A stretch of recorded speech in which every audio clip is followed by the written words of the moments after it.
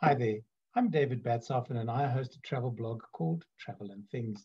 And during December, I've been chatting and chatting to wildlife photographer and hide specialist, Janet Kleyn. Janet, firstly, how are you doing and what are we going to be chatting about today? I'm very well, and we shall chat about today.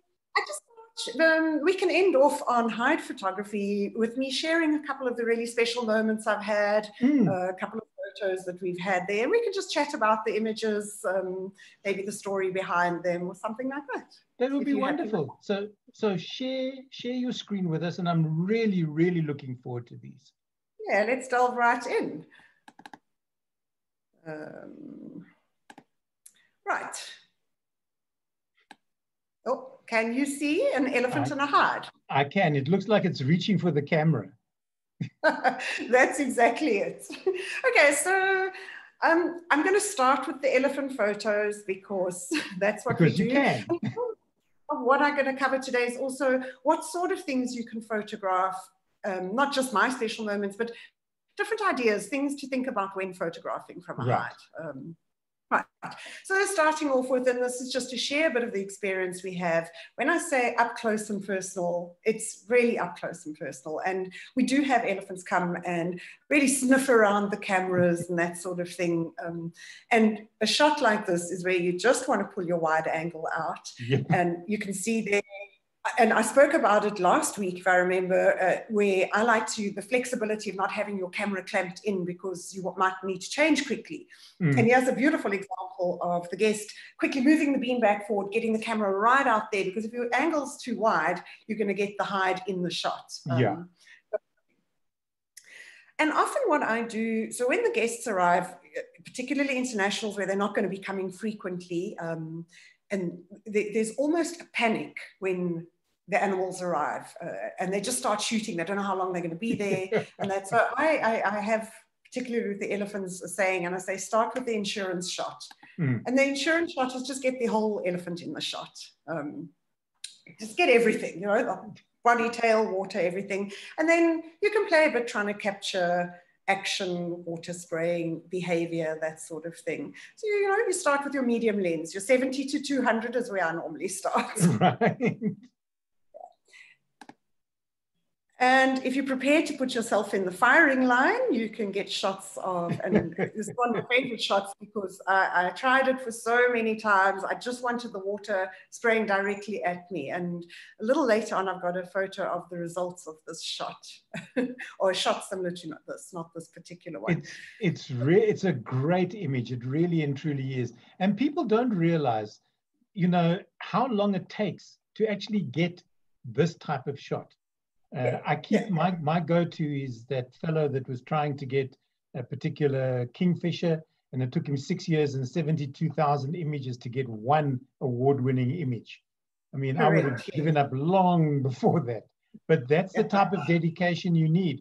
And you can't train these elephants to go, okay, on command, if you see the 10 to 20 come out, you've got to spray water directly at me. At me, exactly. Yeah. Although a young male elephant sometimes is pretty easy to read because they've got such an attitude, and I really can tell when they're going to be annoying and spray me. And then they get into the water sometimes, and this is the messy shots when it's mud and it's craziness. So there's a lot to do. And once you've got a good variety of shots using your 70 to 200 or something like that, the full elephant, that's when I encourage people. I was like, okay, then, you know, we can also look at going, I don't have any super wide shots, weird. Oh, I do later on. Then I say, let's get close in. Same elephant, change lens, and just really get in there. And now you can start isolating shots. Do the eye, do the ear. What about the feet and the toenails? You know? People often ask, how do you shoot an elephant? And I go, how do you eat an elephant? And they go, we have no idea. And the response, of course, is one piece at a time. And I say, you can photograph an elephant in that same manner. There are so many parts on an elephant that will work, like the feet here, like the trunk in the water a moment ago, that work in isolation but it tells you a story because you know what's attached to the rest of these 2 feet. Yeah, and you can get the detail. I mean, I love the texture on the skin here, and the toenails are a little bit hard and sort of worn. So yeah, there it is. As they pull water up with their trunks, that's a favorite shot. One of most people. It's just like as they pull the trunk up and the droplets coming out.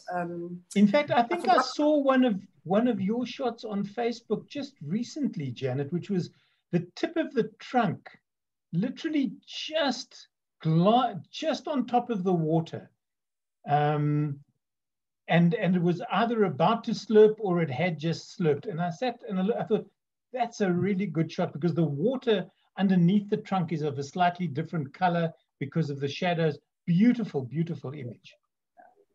So actually with that elephant, he was playing with the water and he was sort of sucking the water up, and his trunk was slightly raised from the water. So as that water lifted up into his trunk, the light was behind it and just shone through. And that was really a once in a lifetime opportunity. I just noticed this light coming through. I see them doing that often, but the sun's not always in the perfect shot. Right. So yeah, it's a favorite, one of my favorites. Well Another done. one which I include here is literally just catching the water droplets and then blurring the feet. There's so much you can with this, time dependent. Yeah, obviously. And then for a little bit of fun, sometimes I leave with that. And that is the risk with, obviously, if you want that much straight at you shot, that is the risk. But what I always tell people, you know, what an honor. How many people do you know that's covered in mud by an elephant spray? And I can tell you, Nikons are much hardier than we think. My camera has been through this a few times. Nothing like a good clean, and it's back in action the next day. I was about to ask you, because that was going to be my next question to you, is how do you clean your camera after this has happened to it? This has happened. Basically, what I do is when this has happened up with the camera aside, I don't touch it, I leave it, and I let it dry out properly. Right. Once it's completely dry, I'll take a soft brush, particularly on the lens side. I know a lot of photographers say, don't use a filter. You've paid a lot of money for the glass, and now you're putting a filter inside. But I say my circumstances are different. So I absolutely use a filter. It just is part and parcel of what I do. So I will take the filter off, and when it's dry, I give everything a soft brush to get off the loose sand, and yeah, then it's a damp cloth on the outside of the body to dry it up, and normal cleaning of the lens, you know, a brush, soft cloth, maybe a little bit of an alcohol wipe, and and it works. Okay. Been using the same lens and camera for 4 years. Well, there you go. Good for you. So for me, having 2 bodies and 2 lenses is essential. And sometimes when when that happens, I'm then forced to change my style of shooting anyway and do something different. And then the last elephant shot is, of course, go wide, go very wide. Yeah. When they're really nice and close to you, you can just, you know, play camera right out the window, that sort of thing. Now let's look at I've had some unique sightings over the years, and for me, this was quite a unique sighting, was mating giraffes. Oh, hello. I've seen the bush numerous times, but I've never had the chance to get a photo without too many bushes and trees around, and I'm at ground level, and just such a clean shot of this action. Okay. Yeah, and just look at the size difference. If you take the impalas down there, it's just incredible. And of course, the red-billed quilias in the background that I was alluding to earlier. Yes, ever present. Ever present. And talking of birds, so obviously I'm always looking out for some behavior, something a little bit different. So I've forgotten what, little sparrowhawk, and there's a very great behavior here, and it's the mobbing by a fork-tailed dronga, and that was just a second, and then the raptor flew off. Yeah, those fork-tails will tackle anything. Absolutely. My favorite image though that I took was I stopped on the side of the road because I spotted a martial eagle sitting in a tree. And all of a sudden, there were 2 pied crows that decided that this martial eagle was in the wrong place at the wrong time. And they mobbed it out of the tree. It left eventually. But fork-tailed drongos are sneaky little fellows. They really, they are great mimics. But they always come from the top. Yeah. So they're safe. Oh, wonderful shot, Janet. Really, really. And in fact, the shadow that this bird has caused almost looks like a scorpion that is sitting there waiting to pounce. It does, yeah. It does, but it's not. Yeah. No. So yeah, it's moments like this where it's very important not to only keep your eye in the viewfinder. You've got to every now and again sit back and just look and watch, because otherwise that would be 2 seconds worth of action, and if you don't catch it, if you're looking there, you're going to miss. You won't even know that it happened. Yeah. Sometimes we get some special visitors, and for me, that was a very special visitor. Does he know that he's a tortoise and not a terrapin? Or a Well, tortoise swam so. I mean, he really entertained us that day. I had actually never seen a tortoise swim prior to this. I've seen them drinking. Yeah. But he came for a swim. He walked in, he didn't drink, he walked in, he went in, and he swam around and around, did a couple of circular things, and then got out and left.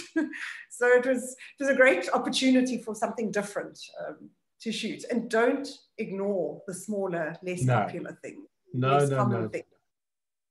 And my next photo is going to demonstrate that very well. So we get a lot of doves, and very often I'll have a lot of clients, they're not shooting, and I'm going, doves are really beautiful. If you just look into that viewfinder, you're going to be surprised, particularly this dove. Look at that. So I was just shooting doves one morning, and then I looked through the viewfinder and look at that beak. So he's got a deformed beak. Yeah. Wow. And what is amazing about this dove is that was the first time I recognized him. And then for about 4 or 5 months after that, I noticed him every day, and he kept coming back. And that was, I mean, it's a very difficult bird to ID, one of the species. Well, that's the same one coming here every day. But I knew without a doubt this was the same guy coming in every day. The fascinating shot and beautiful soft lighting. Oh, that light was lovely that morning. Yeah. And he obviously copes well. I mean, when I first saw him, I was like, oh dear, you're not going to last long. But as I said, he kept coming for a couple of months. Yeah, and he's in pretty good. Look at that. And we have very quiet days occasionally, and especially after the rains. But after the rains, you get things like insects coming in, and you'll be surprised to know this is not a macro shot. This was done with a 200, 400. Desperation. But yeah, times must. Yeah. And we go right down to how tiny are we going? That's as small as I go. This particular day, it had actually rained in the morning. So we did know nothing was coming in. It was a regular client that comes in, and he gets it, and he understands that there's so much more to it. He's like, no, let's just go anyway. We'll see what comes in. We'll see what there is. So the two of us spent a morning at the Hyde photographing pond skaters. I was really chuffed with this shot because it was quite, the reflection here was exactly what I wanted. That just crystal clear. And it's something I would never have shot if the client didn't say, come, let's go and spend the day there. True enough. Good. And then every now and again, we get surprised. Oh, look at that. Look at that, yeah. So these are young lions, sub-adults, came in for a drink. And I mean, they're about 2 meters away. As you can see from the camera, it's just an amazing experience having that. We don't have glass there. They don't come to the Hyde. But they are quite, the younger ones are a little bit curious. You can see they're both looking, it's like, what that? The big male, he doesn't even bother or notice us. Right. Having his drink. He was a little bit further away, pleased to say. He was probably about 5-6 meters away and just totally unaware of us. So I'm going to end off with the cats. I've got 3 photos because they don't come daily. It's not like the elephants and the impala and everything. I was about to ask you how often do you get predators at the Hyde? Well, you've just answered that question. not often. Yeah. So as the season dries up, it becomes more frequent. And of the most frequent of them is lions. This particular male comes in fairly frequently. We're obviously near the edge of his territory. And I've noticed that when he comes in, I always hear him coming before he comes. And he's always on a mission. And quite often, I might have heard another male lion calling as I've been driving in. So we're clearly on the edge of his territory, and it's part of his little routine. And he'll just walk in completely oblivious to us, go and have his drink, and then move on. And it's a lovely thing hearing him calling as he approaches. The sub-adults come in, the younger lions. The female lionesses are not as comfortable. They will drink, but they're very aware, and then they go. Okay. So, I should imagine, just before you go to the next slide, Janet, I should imagine that hearing a male roaring and that sound reverberating off the inside of the container that you're sitting in must be something really, really special. It is. It is. It really is. It's, you know, it's one of those moments where I have had guests in tears before the lion arrived. I've also had a guest in tears because she was terrified before he arrived.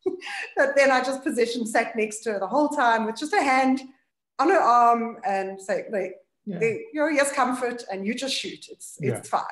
And afterwards, she said it was the most incredible experience. So that's that.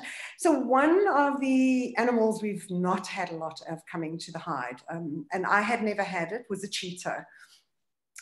We've sometimes, once the hide is closed and somebody's driven past sort of at night, they've managed to see a cheetah drinking, but we've never had one come in. And then one morning early, this arrived. Oh, and I'm so annoyed with myself because I didn't put the other photo in. But anyhow, we had this cheetah come, and she came in with 2 cubs. Oh, wow. And she was going to drink. She was about 3 meters from the water, very cautiously approaching. We were sitting, we weren't breathing. We were just sitting dead still. And it was a colleague of mine, Mags, and myself. We didn't have guests that morning. And we had said, even if we don't shoot, we just want her to drink. You know, she's got to establish the sense of safety and comfort there.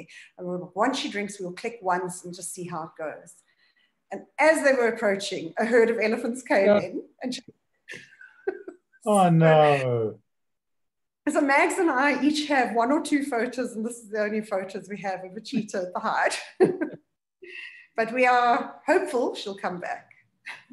And then I'm going to end with, and you've probably seen this photo because I show it all the time wherever I can, because it is my favorite photo taken from the hide. I love this. I really do. Yeah, me too. So this was with a hide full of guests. There were 8 of us in the hide that morning, if I remember. I think 7 or 8 of us, and a private photography group. They also had their own photo guide with. We were just sitting and photographing the thousands of guinea fowls. And that dust in the background is all because of the guinea fowls. It's dry. And as they move around looking for food, they're just kicking up dust. And all of a sudden from the back, we just saw the guinea fowls. They were alarm calling, but not too crazy. And as they were alarm calling, they started flying off and opening almost like a sea, opening up. And then in walked this female with 2 cubs. Unfortunately, I didn't get a photo of all 3 of them because the one was quite a way off. And then as they came through, the mom did get a bit skittish and then turned like that and went off to the side. There was a moment of about 3 seconds of photographic opportunity. 3 seconds, a lot of images. If you shoot quickly. It is. I was like, grrr.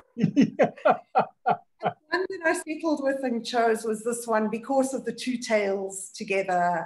Just her having a quick glance at me and then the guinea fowl flying off in the background. Stunning image. Thank you for sharing it once again. You're welcome. Stop share. Janet, thank you so much. I'm so glad that you were able to share these special moments with us. And I do hope that come 2021, the hide will, and the camp for that matter, will reopen, and that people can sit with you in the hide and enjoy the experience, with you. Yes, I am hopeful. We're due to open in February. vaccines are starting to be released. So yes, we need to get back, and I'd love to share this experience with people again. Great stuff. If people are looking for Janet's work, you can find her on Instagram under Janet Kleyn, and that's Kleyn with a Y, K-L-E-Y-N. Janet, once again, thanks for joining me here on In Conversation With. Thank you, David. See you next week.